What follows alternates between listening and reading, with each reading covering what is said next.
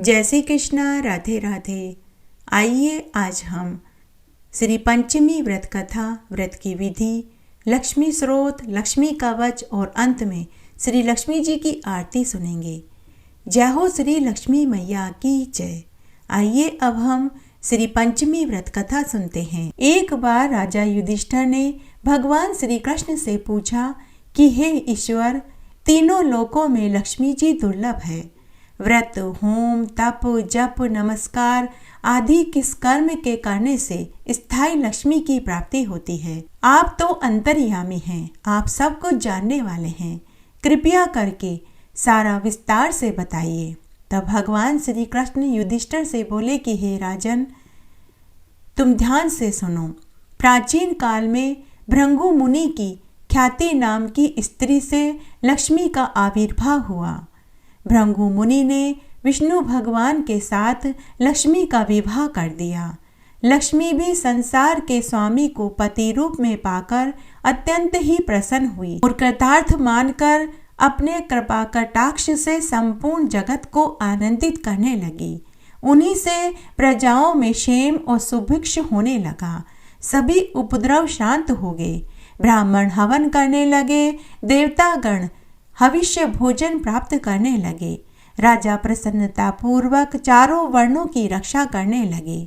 इस तरह देवतागण आनंद से रहने लगे। लेकिन दैत्यगण लक्ष्मी की प्राप्ति के लिए कठोर तपस्या और यज्ञ आदि करने लगे। दैत्यगण लक्ष्मी को पाने के लिए सदाचारी और धार्मिक हो गए। दैत्यों के पराक्रम से सारा संसार आक्रांत हो गया। कुछ समय के बाद देवताओं को लक्ष्मी का मद हो गया। देवताओं के शौच, पवित्रता, सत्यता, सभी उत्तम आचार नष्ट हो गए। देवताओं को सत्य, आदिशील तथा पवित्रता से रहित देखकर लक्ष्मी दैत्यों के पास चली गई। देवतागण श्री विहीन हो गए। उधर दैत्यों को लक्ष्मी की प्राप्ति होते ही उन्हें भी गर्व हो गया। दैत्यगण परस्पर कहने लगे कि मैं ही देवता हूँ, मैं ही यज्ञ हूँ, मैं ही ब्राह्मण हूँ, मैं ही संसार का स्वामी हूँ। ब्रह्मा, विष्णु, इंद्र सभी मैं ही हूँ। इस तरह अहंकार से दैत्य युक्त हो गए। सब तरह अनर्थ करने लगे। अहंकारमती दैत्यों की भी यह दशा देखकर व्याकुल होकर भृंगु कन्या भगवती लक्ष्मी क्षीर सागर में प्रविष्ट हो गई। क्षीर सागर में लक्ष्मी जी के प्रवेश करने से तीनों लोग श्री विहीन होकर अत्यंत ही निस्तेज हो गए। तब एक दिन देवराज इंद्र ने अपने गुरु बृहस्पति जी से पूछा कि हे देव, कोई ऐसा व्रत बताइए जिसका अनुष्ठान करने से पुनः स्थायी लक्ष्मी की प्राप्ति हो। तब देव गुरु बृहस्पति जी इंद्र से बोले कि हे देवेंद्र, मैं इस संबंध में आपको अत्यंत गोपनीय श्री पंचमी व्रत का विधान बताता हूँ। इस व्रत को करने से आपको अभिष्ट सिद्धि प्राप्त होगी। ऐसा कहकर देव गुरु बृहस्पति जी ने देवराज इंद्र को श्री पंचमी व्रत की पूरी विधि बताई। श्री पंचमी व्रत की विधि सुनकर इंद्र ने पूरे विधि विधान से श्री पंचमी व्रत किया। इंद्र को व्रत करते हुए देखकर विष्णु आदि सभी देवता, दैत्य, दानव, गंधर्व, यक्ष, राक्षस, सिद्ध, विद्याधर, नाग, ब्राह्मण, ऋषिगण तथा राजा भी श्री पंचमी व्रत करने लगे। कुछ काल के अंतर व्रत समाप्त कर उत्तम बल और तेज पाकर सबने विचार किया कि समुद्र को मथ कर लक्ष्मी और अमृत को ग्रहण करना चाहिए। यह विचार कर देवता और असुर मंदराचल पर्वत को मथानी और वासुकी नाग को रस्सी बनाकर समुद्र मंथन करने लगे, जिसके फल स्वरूप सबसे पहले शीतल किरणों वाले अति उज्जवल चंद्रमा प्रकट हुए। फिर देवी लक्ष्मी का प्रादुर्भाव हुआ। लक्ष्मी के कृपा कटाक्ष को पाकर सभी देवता और दैत्य परम आनंद को प्राप्त हुए। भगवती लक्ष्मी ने भगवान विष्णु के वक्ष स्थल का आश्रय ग्रहण किया। भगवान विष्णु ने श्री पंचमी व्रत किया, जिसके फल स्वरूप लक्ष्मी जी ने उनका वरण किया। इंद्र ने इस व्रत को किया तो उन्हें त्रिभुवन का राज्य मिला। दैत्यों ने तामस भाव से इस व्रत को किया, इसलिए ऐश्वर्य पाकर भी वे ऐश्वर्यहीन ही रहे। भगवान कृष्ण राजा युधिष्ठिर से आगे बोले कि हे राजन, इस प्रकार इस व्रत के प्रभाव से श्री विहीन संपूर्ण जगत फिर से श्री युक्त हो गया। राजा युधिष्ठिर भगवान कृष्ण से आगे बोले कि हे देव, यह श्री पंचमी व्रत किस विधि से करना चाहिए, कब यह व्रत प्रारंभ करना चाहिए, इसका पारायण कब होता है, आप इसे भी बताने की कृपा करें। तब भगवान कृष्ण राजा युधिष्ठिर से बोले कि हे राजन, यह व्रत मार्गशीर्ष मास के शुक्ल पक्ष की पंचमी को करना चाहिए। प्रातः उठकर शौच, दंत, धावन आदि से निवृत्त होकर व्रत को धारण करना चाहिए। फिर नदी अथवा घर पर ही स्नान करें। साफ वस्त्र धारण कर देवता और पितरों का पूजन तर्पण कर घर आकर लक्ष्मी का पूजन करें। स्वर्ण, चांदी, तांबा या काष्ठ की माता लक्ष्मी की प्रतिमा लेवें, लेकिन वह प्रतिमा कमल पर विराजमान होनी चाहिए। हाथ में कमल पुष्प धारण किए हुए होनी चाहिए। सभी आभूषणों से अलंकृत हो, उनके लोचन कमल के समान हो, जिन्हें 4 श्वेत हाथी स्वर्ण के कलशों के जल से स्नान करा रहे हों। इस प्रकार की भगवती लक्ष्मी की प्रतिमा लेवें और इन मंत्रों का उच्चारण करें।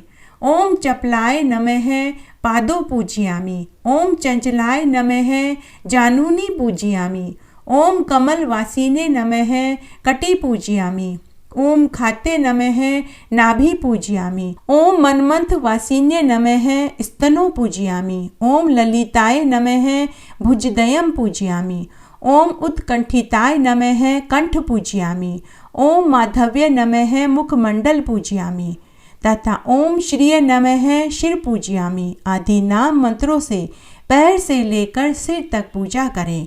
इस प्रकार प्रत्येक अंग की भक्ति पूर्वक पूजा करके अंकुरित विविध धान्य और अनेक प्रकार के फल नैवेद्य के रूप में देवी को अर्पित करें। पुष्प, कुमकुम आदि से सुवासिनी स्त्रियों का पूजन करें, उन्हें मधुर स्वादिष्ट भोजन करावें और प्रणाम करके विदा करें। एक प्रस्त चावल घृत से भरा पात्र ब्राह्मण को देकर श्री शीर्ष समृत्यांग इस प्रकार कहकर प्रार्थना करें। इस तरह पूजन कर मौन हो भोजन करें। प्रति मास यह व्रत करें और श्री लक्ष्मी, कमला, संपत, रमा, नारायणी, पद्मा, घृति, स्थिति, पुष्टि, रिद्धि तथा सिद्धि इन 12 नामों से क्रमशः 12 महीनों में भगवती लक्ष्मी की पूजा करें। पूजन के बाद में प्रियताम ऐसा उच्चारण करें। 12वें महीने की पंचमी को वस्त्र से उत्तम मंडप बनाकर गंध पुष्प से उसे अलंकृत करें। उसके मध्य शैया पर उपकरणों सहित भगवती लक्ष्मी की मूर्ति स्थापित करें। 8 मोती, नेत्रपट, सप्त धान्य, खड़ाऊ, जूता, छाता, अनेक प्रकार के पात्र, आसन वहां उपस्थित करें। उसके बाद लक्ष्मी का पूजन कर वेद वेता और सदाचार संपन्न ब्राह्मण को संवत्सा गो सहित यह सब सामग्री देवें। यथाशक्ति ब्राह्मणों को भोजन करा करके उन्हें अपनी सामर्थ्य अनुसार दक्षिणा देवें। अंत में माता लक्ष्मी से रिद्धि की प्रार्थना से यह प्रार्थना करें। क्षीराब्धि मथनो उद्धते विष्णु वक्ष स्थलाये सर्व काम प्रदे देवी रिद्धि यच नमोस्तुते। हे देवी, आप क्षीर सागर के मंथन से उद्गत हुई हैं। भगवान विष्णु का वक्ष स्थल आपका अधिष्ठान है। आप सभी कामनाओं को प्रदान करने वाली हैं, अतः मुझे भी आप रिद्धि प्रदान करें। आपको नमस्कार है। जो इस विधि से श्री पंचमी का व्रत करता है वह अपने 21 कुलों के साथ लक्ष्मी लोक में वास करता है। वह सौभाग्य, रूप और धन से संपन्न हो जाते हैं और अपने पति को अत्यंत प्रिय होते हैं। उनके नाम इस प्रकार हैं: लक्ष्मी, श्री कमला, विद्या माता, विष्णु प्रिया, सती, पद्मालय, पद्महस्ता, पद्माक्षी, पद्म सुंदरी, भूतेश्वरी, नित्या, सत्या, सर्वगता, शुभा, विष्णु पत्नी, महादेवी, शिरोदत्तनया, क्षीर सागर की कन्या, रमा, अनंत लोक नाभि अर्थात अनंत लोक की उत्पत्ति का केंद्र स्थल, भू लीला, सर्व सुख प्रदा, रुक्मणी, सर्व वेदवती, सरस्वती, गौरी, शांति, स्वाहा, स्वधा, रति, नारायण वरारोहा, श्री विष्णु की सुंदरी पत्नी, तथा विष्णु नित्यानुपायनी, सदा विष्णु के समीप रहने वाली, जो प्रातः काल उठकर इन संपूर्ण नामों का पाठ या स्तुति करता है, उसे बहुत बड़ी संपत्ति, विशुद्ध धन धान्य की प्राप्ति होती है। हिरण्य वर्ण हरिणी, सुवर्ण जत स्त्राजाम, चंद्राम हिरण्यमयी लक्ष्मी, विष्णोर्नपगामिनीम, गंध द्वारा दुरादर्शा, नित्य पुष्टाम, करिषिणीम, ईश्वरी सर्वभूतानां, तामे हो उपदेये श्रियम, जिनके श्री अंगों का रंग सुवर्ण के समान सुंदर एवं गौण है, जो सोने चांदी के हार से सुशोभित और सबको आह्लादित करने वाली है। भगवान श्री विष्णु से जिनका कभी वियोग नहीं होता, जो स्वर्णमयी कांति धारण करती है, उत्तम लक्षणों से विभूषित होने के कारण जिनका नाम लक्ष्मी है, जो सब प्रकार की सुगंधों का द्वार है, जिनको परास्त करना कठिन है, जो सदा सब अंगों से पुष्ट रहती है, गाय के सूखे गोबर में जिनका निवास है, तथा जो समस्त प्राणियों की अधीश्वरी है, उन भगवती श्री देवी को मैं आवाहन करता हूँ। श्री लक्ष्मी स्रोत। इंद्र बोले कि संपूर्ण लोकों की जननी, विकसित कमल के सदृश नेत्रों वाली, भगवान विष्णु के वक्ष स्थल में विराजमान कमलों उद्भवा श्री लक्ष्मी देवी को मैं नमस्कार करता हूँ। कमल ही जिनका निवास स्थान है, कमल ही जिनके कर कमलों में सुशोभित है, कमल दल के समान ही जिनके नेत्र हैं, उन कमल मुखी कमलनाथ प्रिया श्री कमला देवी की मैं वंदना करता हूँ। हे देवी, तुम सिद्धि हो, स्वदा हो, स्वहा हो, सुधा हो, त्रिलोकी को पवित्र करने वाली हो। तुम ही संध्या, रात्रि, प्रभा, विभूति, मेघा, श्रद्धा, सरस्वती हो। हे शोभने, यज्ञ विद्या, महाविद्या, गुहा विद्या तुम ही हो। हे देवी, तुम ही मुक्ति फलदायिनी आत्मविद्या हो। हे देवी, अन्वेषिकी, वेद त्रयी वार्ता और दंड नीति भी तुम ही हो। तुम ही ने अपने शांत और उग्र रूप से यह समस्त संसार व्याप्त किया हुआ है।